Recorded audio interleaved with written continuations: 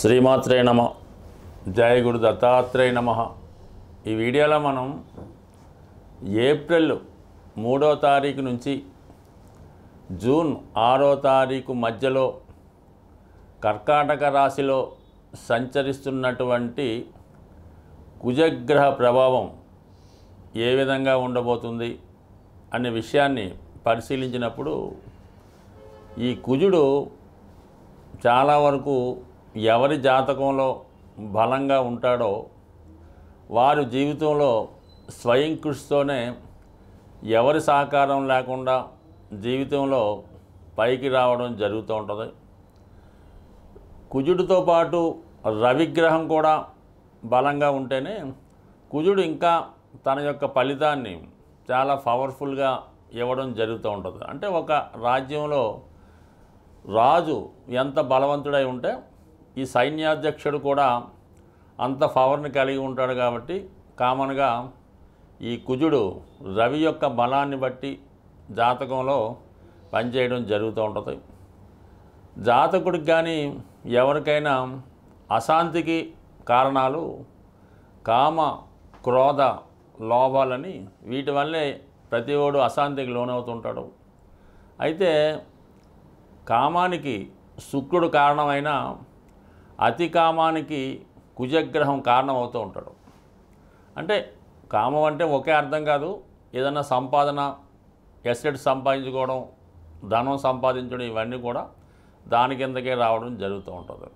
లోభం అన్నది ఏంటంటే అది పిసనారితనం. మనం ఇవ్వడం తప్పనిసరిగా ఉన్నప్పటికీ కూడా పక్కవాడి చేత కూడా ఖర్చు పెట్టకుండా, మనము ఖర్చు పెట్టకుండా పొదుపుగా వాడడం, లోభం అన్నది చాలా వరకు కూడా కారణమవుతుంటుంది. దానికి బుధుడు కారణం అవుతూ ఉంటాడు. ఎక్కువగా క్రోధం, దాన్నే కోపం అంటూ ఉంటారు.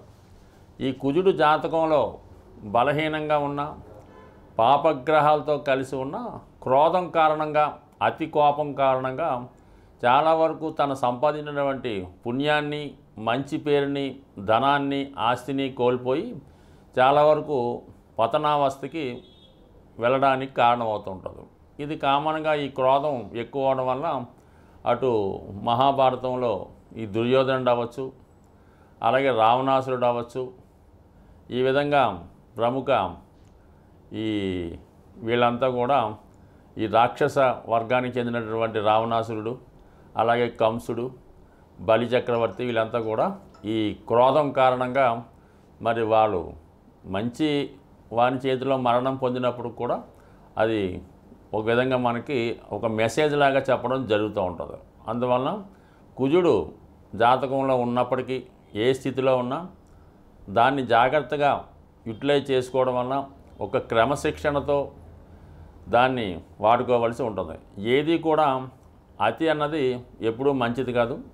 కానీ కంపల్సరిగా ఒక జాతకుడు స్వతంత్రంగా ఎవరి మీద ఆధారపడకుండా నిలబడాలన్నా, తన యొక్క జీవితానికి సరిపోయినటువంటి ధనం, ఆస్తి సంపాదించుకోవాలన్నా, తన వారికి లోటు లేకుండా చూడాలన్నా, ముఖ్యంగా వివాహ జీవితం సంపూర్ణంగా ఆనందంగా ఉండాలన్నా అటు ఆడవారి జాతకంలోనూ ఈ మగవారి జాతకంలో కూడా సోకాళ్ళగా వివాహ పొంతను చూసినప్పుడు ఈ కుజుని యొక్క, అంటే దాన్నే కుజదోషం అంటూ ఉంటారు, కుజుడు ఉన్న స్థానాలను బట్టి ఇద్దరికి వివాహ పొంతన ఉన్నదా లేదా అన్నది కూడా మెయిన్గా కుజగ్రహ స్థితిని బట్టే పరిశీలించడం జరుగుతూ ఉంటుంది. అందువల్ల ఏంటంటే వివాహ జీవితం సరిగ్గా సాగాలన్నా, తర్వాత సంతానం కలగాలన్నా, భార్యాభర్తలు తగులాడకుండా ఉండాలన్నా కుజుని యొక్క బలం, కుజుని యొక్క స్థితి తప్పనిసరిగా పరిశీలించవలసి ఉంటుంది. మిథున రాశి వారికి కుజగ్రహ సంచారం కర్కాటక రాశిలో ఉన్నప్పుడు, అంటే మనకి ఏప్రిల్ 3 నుంచి జూన్ 6వ తారీఖు మధ్యలో సుమారు 65 రోజుల పాటు ఈ మిథున రాశి వారికి ధనస్థానంలో, కుటుంబ స్థానంలో సంచరిస్తున్నటువంటి కుజగ్రహ ప్రభావం ఏ విధంగా ఉండబోతుంది, మరి ఈ రాశివారు ఎటువంటి జాగ్రత్తలు తీసుకుంటే మంచిది అన్న విషయాన్ని ఈ వీడియోలో మనం పరిశీలించే ప్రయత్నం చేద్దాం. మిథున రాశి వారికి కుజగ్రహం శత్రుగ్రహం అవడం జరుగుతూ ఉంటుంది. అంటే రాష్ట్రాధిపతి బుధుడికి కుజుడు శత్రువు అవటం, అలాగే 6, 11 స్థానాలైనటువంటి దుస్థానాలకి ఈ కుజుడు కారకత్వం వహించడం వల్ల ఈ రాశి వారికి వారి యొక్క జన్మ జాతకంలో కుజుడు ఏ భావంలో ఉంటే ఆ భావాన్ని పాడు చేయడం జరుగుతూ ఉంటుంది. అలాగే మరి గోచారరీత్యా ఏ భావంలోకి వచ్చినా ఆ భావానికి సంబంధించినటువంటి కారకత్వాల్ని చాలా వరకు నాశనం చేయడం జరుగుతూ ఉంటుంది.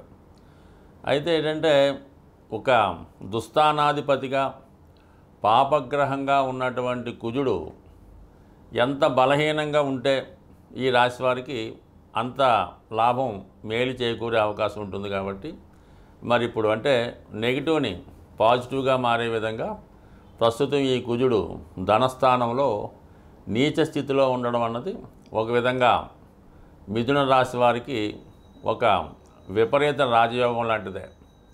అయితే ఏ ఏ భావాల్ని కనెక్ట్ అవ్వడం జరుగుతుంది, ఏ విధంగా ఈ కుజుడు ప్రభావం వస్తుందన్నప్పుడు మరి ఈ మిథున రాశి వారికి మరి సాధారణంగా ఎవరికన్నా ధనం వచ్చే ఆదాయ మార్గాలు కేవలం కొన్ని ఉంటాయి. అది స్వతంత్రంగా జాతకుడు సంపాదించడం ద్వారా, అంటే అది 2వ స్థానాన్ని బట్టి, 6వ స్థానం అంటే ఉద్యోగం చేయడం వలన అయితేనే, రుణం చేయడం వలన అయితేనే, ఇతరుల నుంచి దురాక్రమణతో వాళ్ళ యొక్క అంటే ఏదన్నా ఒక పోటీలో కానీ యుద్ధంలో కానీ పూర్వకాలం అయితే వారి యొక్క ఆస్తిని సంపాదించడానికి కూడా 6వ స్థానం అంటే శత్రువులు, విజయం, సర్వీసు ఇవన్నీ కూడా ఈ 6వ స్థానానికి వర్తిస్తుంటాయి. కాబట్టి అటువంటి స్థానాన్ని కుజుడు వహిస్తుంటాడు. ఇక లాభస్థానం అన్నది ఏదైనా విషయాన్ని జాతకుడు తన అనుకూలంగా మార్చుకోవడానికి, దాన్ని క్యాష్గా మార్చుకోవడానికి లాభస్థానం సాధారణంగా బలంగా ఉంటే ఏదైనా జాతకుడి చివరిలో అనుకూలంగా రావడం జరుగుతూ ఉంటుంది. అయితే ధనం సంపాదించడానికి జాతకుడు అనేక అక్రమ మార్గాలు, పాప మార్గాలు అనుసరించడం వల్ల 11వ స్థానాన్ని కూడా పాపస్థానంగా ఋషులు పెద్దవారు నిర్ణయించడం జరిగింది. అంటే మనం ఎంత సంపాదించిన కొద్దీ అంత పాపం పెరుగుతుందని ఒక విధమైనటువంటి కాన్సెప్ట్. బట్ ఏదైనా ఈ కుజుడు ధనస్థానంలోకి రావడం వల్ల మిథున రాశి వారికి విశేషంగా ధనం, ఏదైనా ఒక స్థిరాస్తి అమ్మడం వల్ల, చాలా కాలంగా మీరు ఎవరికన్నా ఇచ్చిన ధనం ఒకేసారి అధిక మొత్తంలో ధనం రావడం వల్ల అయితేనే, లేదా మీ యొక్క మామగారి ద్వారా, భర్త లేదా భార్య ద్వారా ఒక భరణంగానో ఆస్తిగానో ధనంగానో విశేషమైనటువంటి ధన సంపద మీ కుటుంబానికి రావడం, ఒక విధంగా ఇది మీ కుటుంబానికి మంచి అయినప్పటికీ కూడా దానికి కారణంగా కుటుంబ సభ్యుల మధ్య విభేదాలు వచ్చే అవకాశం ఉంది. అంటే వచ్చిన ఆస్తి లేదా ధనాన్ని ఏ విధంగా సద్వినియోగం చేయాలి, ఎవరికి ఎంత వాటా రావాలి, దేనికి ఉపయోగించాలి అన్న విషయంలో అంటే అన్ని గొడవలకి ధనం కానీ ఆస్తి కానీ స్త్రీ కానీ అయి ఉంటుంది. అటువంటి ధనం ఒకేసారి రావడం వల్ల ఈ కుటుంబంలో విభేదాలు ఎక్కువగా వచ్చే అవకాశం ఉంటుంది. కాబట్టి మరి సాధ్యమైనంత వరకు ఈ ధనాన్ని పంచుకొని ఖర్చు పెట్టే విషయం కాకుండా వచ్చిన ధనాన్ని ఏదన్నా ఒక స్థిరాస్తి, అదొక ఒక ఉమ్మడి ఆస్తిగా మీరు కొనడం వల్ల ఆ సమస్యల నుంచి బయటపడే అవకాశాలు చాలా వరకు బలంగా ఉండే అవకాశం ఉండదు. దాని తర్వాత ఏంటంటే ఈ 2వ స్థానంలో ఈ పాపగ్రహం అంటే కొంతవరకు కుటుంబ విచ్ఛిన్నానికి కారణం అవుతూ ఉంటుంది. అంటే ఏదన్నా ఉద్యోగ కారణాల వల్ల అయితేనే, చదువు వల్ల అయితేనే, ముఖ్యంగా వివాహం వల్ల అయితేనే మీ కుటుంబంలో ఒకరు మీకు దూరం అయ్యే అవకాశం ఉంటుంది. దానివల్ల ఏంటంటే ఎక్కువగా మరి ఈ ధనస్థానంలో కుజుడు పంచమాన్ని వీక్షిస్తూ ఉంటాడు. అలాగే అష్టమ భాగ్యస్థానాన్ని వీక్షించడం వల్ల మరి మీ కుటుంబంలో ఎవరికన్నా ఉద్యోగం రావడం వల్ల వేరే ప్రాంతానికి వెళ్ళడం జరుగుతూ ఉంటుంది. లేదంటే మీ పిల్లలు ఏదన్నా హాస్టల్లో చేరి అక్కడ విద్య అభ్యసించడానికి కూడా ఈ గ్రహస్థితి కారణం అవుతూ ఉంటుంది. ఎవరైతే ఈ మిథున రాశి వారు ఈ రాబోయే అంటే సరిగ్గా అది కొత్త విద్యా సంవత్సరం ప్రారంభమయ్యే రోజులు కాబట్టి మీరు ఏదన్నా టాప్ మోస్ట్ ర్యాంక్లో ఉన్నటువంటి గొప్ప ఐఐటి లాంటి ఇంజనీరింగ్ కాలేజీల్లో కానీ మెడిసిన్లో కానీ ప్రవేశాన్ని కోరుకుంటున్నా, లేదంటే ఉన్నత విద్య కొరకు విదేశంలో చదవాలనుకున్నా ఈ గ్రహస్థితి ఎక్కువగా విద్యార్థులకి అంటే కుటుంబాన్ని విడిచి మంచి విద్య చదువుకునే విధంగా ఈ గ్రహస్థితి మీకు సహకరిస్తుంది. ఎందుకంటే అప్పటికి గురువు కూడా మిథున రాశిలోకి ప్రవేశిస్తాడు కాబట్టి మంచి విద్య మీకు లభించే అవకాశం ఉంది. కుజుడు మీకు అనుకూలంగా మారాలంటే చాలా ఈజీ మాట. కుజుడు తొందరగా అనుగ్రహించే గ్రహం కాబట్టి కుజగ్రహం మీకు అనుకూలించాలంటే సాధ్యమైనంత వరకు మీరు ఈ మంగళవారం రోజు హనుమాన్ చాలీసా పారాయణ వల్ల, హనుమాన్ని పూజించడం వల్ల, మంగళవారం నియమంగా ఉండడం వల్ల చాలా వరకు మీరు కుజుని యొక్క అనుగ్రహానికి పాత్రులవుతుంటారు.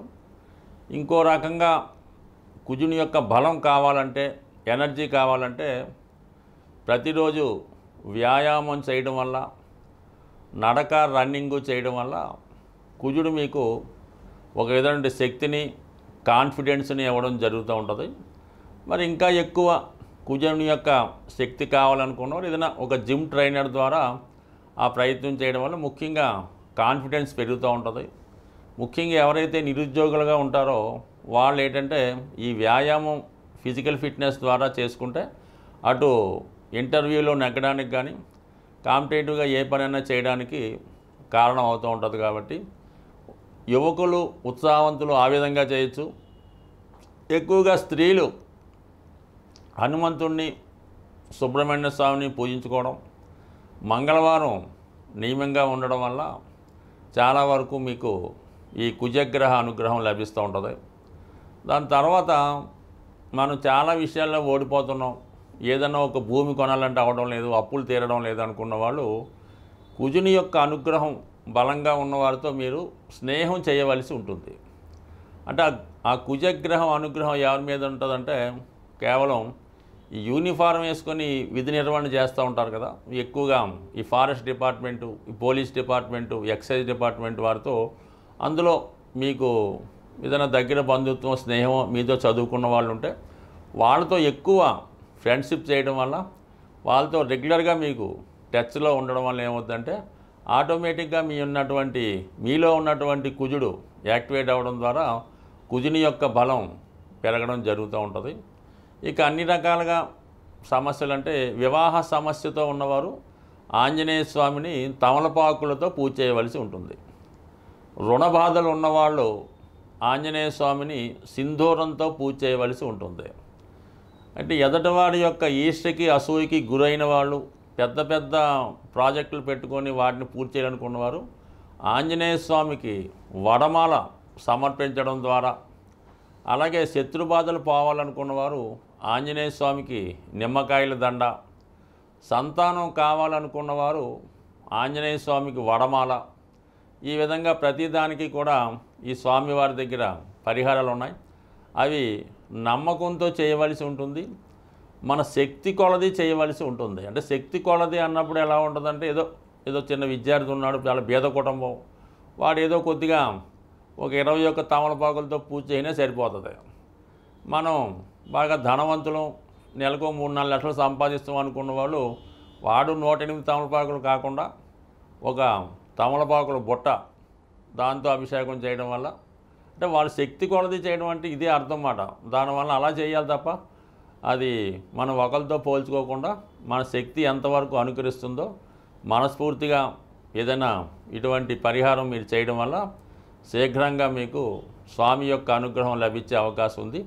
బట్ ఏదైనా భూమి దక్కాలంటే ఆంజనేయ స్వామి అనుగ్రహం తప్పనిసరిగా ఉండాలి. కాబట్టి సాధ్యమైనంత వరకు ఈ భూమి కావాలనుకున్న వాళ్ళు ఆంజనేయ స్వామిని పూజించుకోవడం, కుజగ్రహ అనుగ్రహం కోసం మంగళవారం నియమంగా ఉంటూ, మరి ఈ మధ్యకాలంలో వస్తున్నటువంటి ఈ కరుంగలి మాల ధరించడం వల్ల కానీ, 3 ముఖాల రుద్రాక్ష ధరించడం వల్ల కానీ, లేదంటే ఈ పగడం మంచి జాతి పగడం దొరికినప్పుడు దాన్ని ఉంగరంగా ధరించడం వల్ల కానీ, లేదా ఇవన్నీ కానప్పుడు కాపర్తో తయారు చేసినటువంటి కడియం కానీ ఉంగరం కానీ ధరించడం వల్ల, రాగి గ్లాసులో వాటర్ తాగడం వల్ల, రాగి పాత్రలు ఉపయోగించడం వల్ల కూడా కుజగ్రహ అనుగ్రహం ఉంది. కుజగ్రహం అనుగ్రహం ఉన్నవాడికి రుణాలు అయితే ఉండవు. స్వస్తి.